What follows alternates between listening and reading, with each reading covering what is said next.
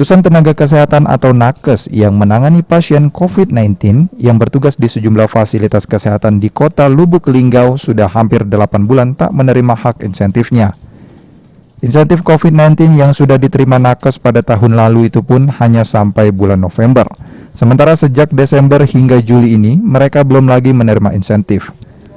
Menurut Kepala Dinas Kesehatan Lubuk Linggau, keterlambatan pembayaran insentif dikarenakan kondisi keuangan yang kosong dan dipengaruhi oleh seringkalinya terjadi refocusing anggaran. Sementara jumlah nakes yang terlibat sekitar lebih dari 800 nakes, dan untuk besaran insentif yang diterima, para nakes berdasarkan keputusan Menteri Kesehatan, di mana untuk masing-masing nakes terdiri dari dokter, perawat, tenaga medis lain berbeda-beda, tergantung dari jumlah pasien yang ditangani.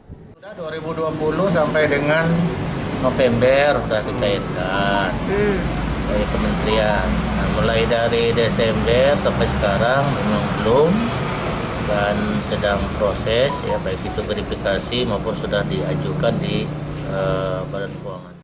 Dinas Kesehatan berharap agar pembayaran insentif segera dicairkan dalam waktu dekat. Tri Hajaria, PAL TV.